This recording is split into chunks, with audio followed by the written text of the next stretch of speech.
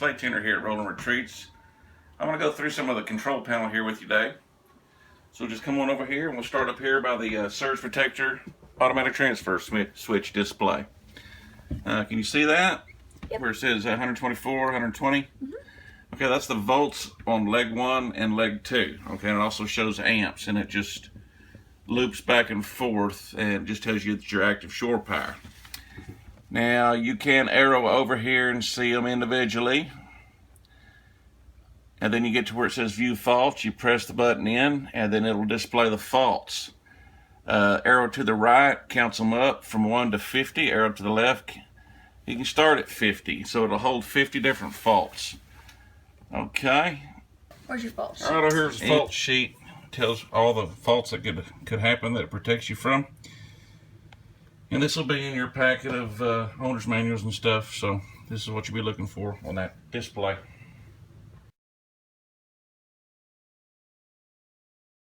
Okay, let's talk about the Wi-Fi Ranger. Here's the switch for it. It's in the on position. Okay, and what you're doing is you're turning on the Wi-Fi internet booster up on top of the roof. This will be your password and log on. So what you'll do is we'll just do it real quick. Get out your cell phone or your computer and you'll go to Wi-Fi. I'm already logged on. Let me log off. You'll turn on the Wi-Fi system. You'll choose the Ranger, your Ranger, and well, I've already put the password in. So you would just go in and punch in your password that's on the top of your sheet there. Right, which is change me now to 2242 for this particular one, because you can see that it's 2242.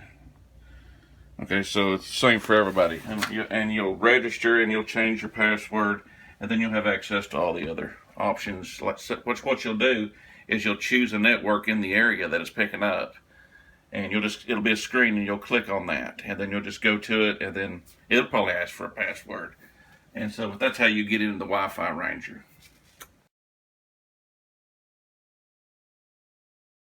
Next is a light switch. It's the awning lights. It's right here, and basically there's some LED lights underneath the awning. So if you want to show the show them, okay. It's just a strip of LED lights under each awning, and it'll turn it on, light the whole yard up. So okay, and here's the awning buttons. Out. You got to hold this down. There's nothing automatic about it, and you just run the awnings out until they're where you want them. Okay, is that it on the awnings?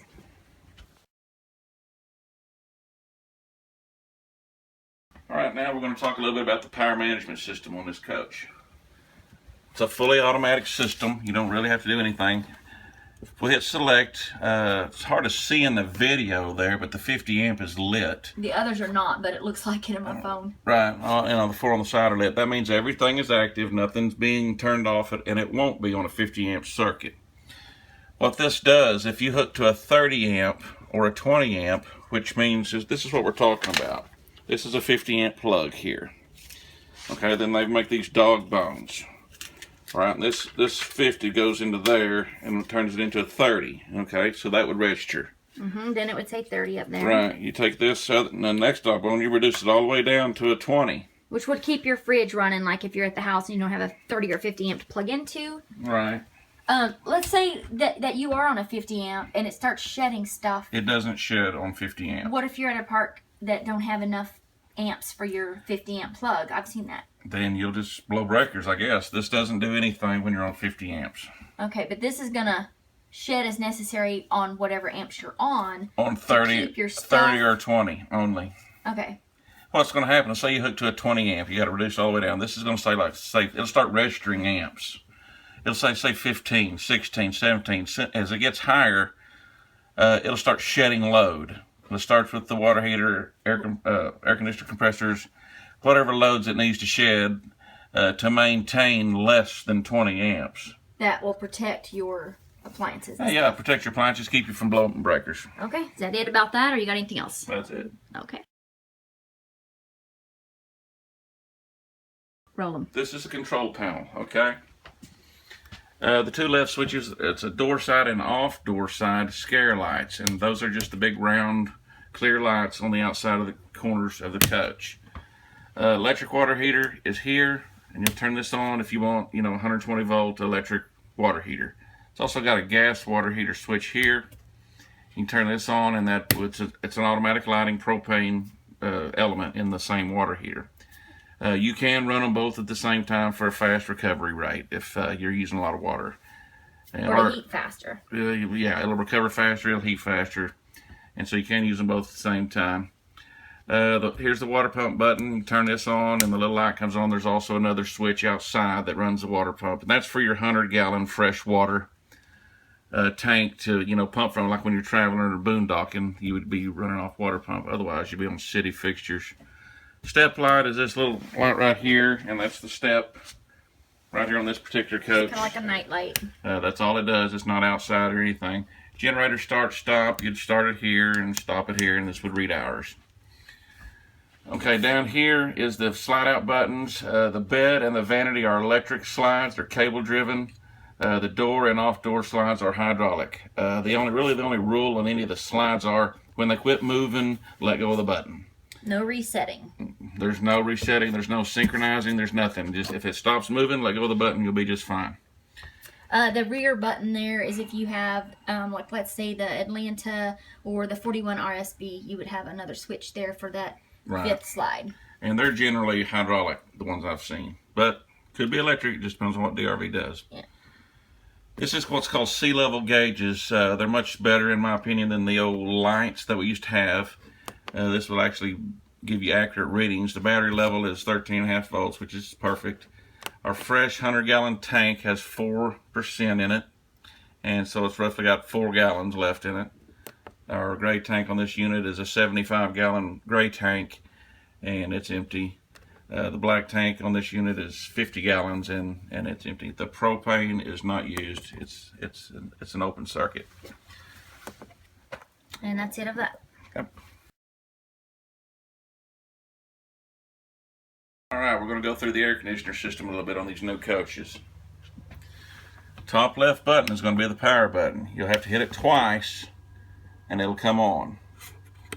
Okay, we're going to start with telling you about the zones. You can see there's zone 2, zone 3, and zone 1.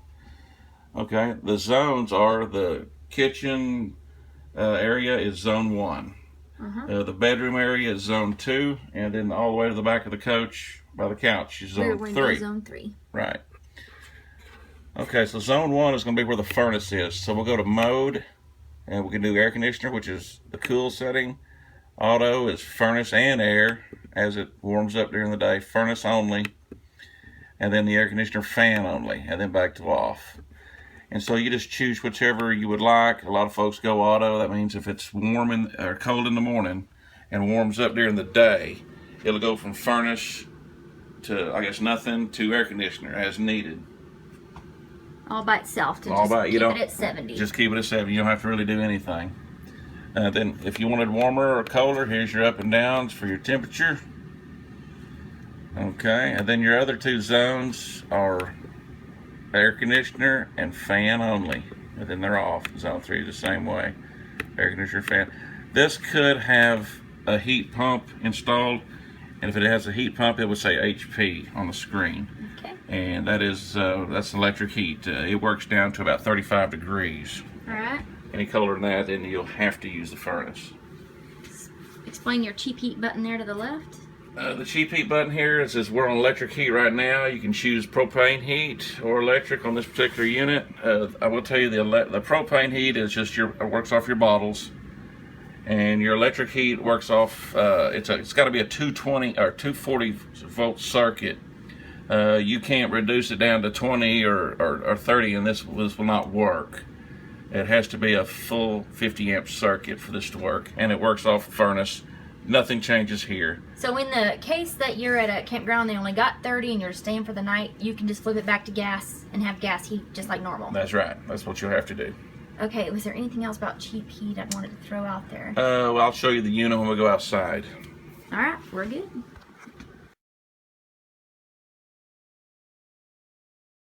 I will talk a little bit about the Winegard Traveler satellite system. This one has the control box is right here. It's on, and so if you'll pan in there and see the display, you can see the little numbers with the asterisks. Okay, that we've raised it earlier and it's locked in. To raise it, you just turn it on? How do you turn it on? Okay, these buttons don't do nothing for the customer. This is for troubleshooting and other things. So the only button that the customer needs to work with is this power button. Okay. You'll press and hold it for about 3 seconds to turn it on. It'll raise up and it'll point at, if you got a direct, or dish, it'll point at that. Don't even need anything hooked up. And the same way to lower it before you travel. Turn it off, you hold it 3 seconds? To turn it off, you just hold it a half second. It's real instantaneous. Will it tell you that it's off or stowed it'll or whatever? Say powering down. Okay. When you turn it on, it'll say connecting to antenna. Okay. And so, other than those two things, it's fully automatic. Yeah, and it never hurts to look outside and make sure that it's down. It's never hurts to be safe. That's right. The antenna is powered by 120 volts, so you have to be plugged into shore power or on a generator. Okay. And so, what you don't want to do is unplug, when you're leaving, before this is fully, retracted, or it'll just stop. Okay.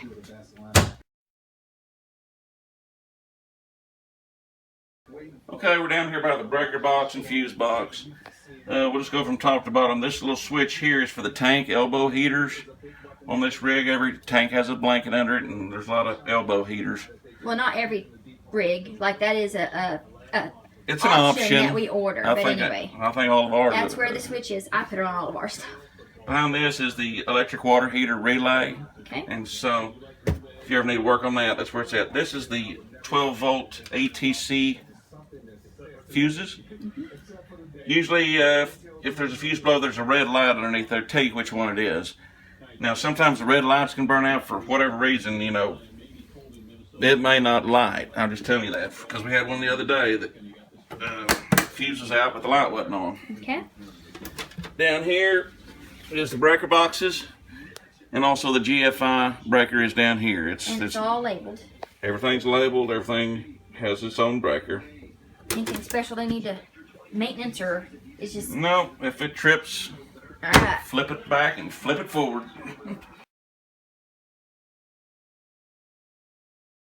All right, we're going to talk about a little bit of safety devices in here. This is the CO2 propane detector. The little green light that's on there, down there. That's going to detect CO2 or, propane gas leak.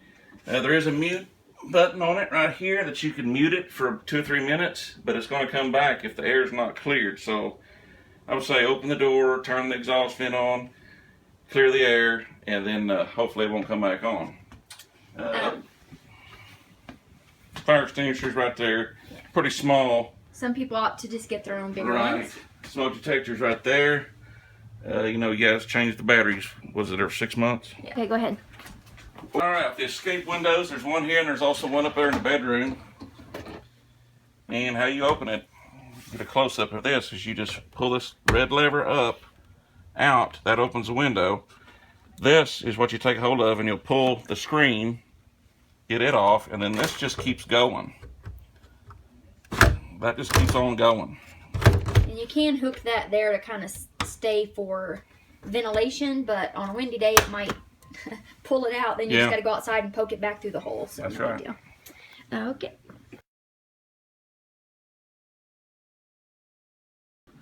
Okay, let's talk a little bit about the refrigerator. DRV now puts in the residential style electric refrigerators. And it's a big French door with a freezer at the bottom. You can see the LED displays up here. This is the freezer temp. This is the refrigerator temp. You can change the temp if you want to colder that way. And then here's the max ice. If you press this button, it makes more ice. The filter reset is right here. This says order and this says replace, and then the reset is here. What happens is the filter, which goes here, as it needs to be replaced, it'll tell you. This is the actual filter.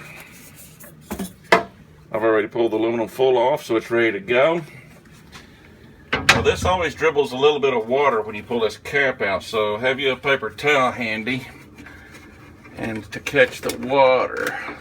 Probably a good idea to turn the water pump off just to make sure that It don't squirt out any more than it has to. And this is just got 2 ears on it. It's just a quarter turn deal. Just stick it right up in there, give it a quarter turn, get your little paper towel out, and there you go. And then that's what we're talking about, the filter reset, and that's how you'll change the filter. Humidity control, this button here, what it does is it turns on a heating element in this flapper on this particular fridge. This could get cold and condensate water. And if it does that a lot, it'll wind up making a mess in the floor, so they put a little heat strip in there to keep it from condensating, and that's what this is for. Temp alarm, if these two get out of specs, it'll sound an alarm, and that's how you turn it off. Door alarm, if like you're cleaning the fridge or you've had the doors open too long, it'll sound an alarm and you can turn that off. Max cool is if you've loaded it with a bunch of warm groceries, it will cool down faster, and this will time out, and so it'll go back to normal after it gets cold.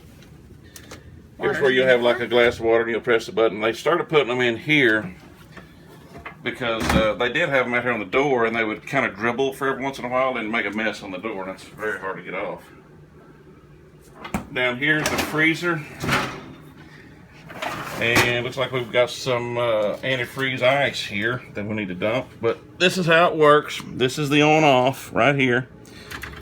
You just flip it up for off and down is on. Okay, make sure that that's 2 4. Okay. Okay. And then for locking? For travel, the bottom clips, you don't have to do anything to the bottom freezer. The top, you'll run this little strip of Velcro around it. And then that will be for travel mode. Show them how to hold it while you do it, because that makes it tighter. Like, it took me a while to get it tight. Well, I just put it right here. Yeah, you just hold a grip on it somehow to wrap it around. That's what I do too, is I use the handle itself. Okay. Alrighty. And it's all on the fridge.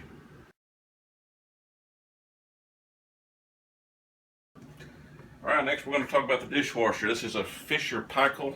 Fisher-Paykel? Drawer dishwasher, and I'll show you guys how this works. Okay, you'll load your dishes just like normal. On these new units, you'll need to find this little brown box here. It's got some dishwasher parts in it.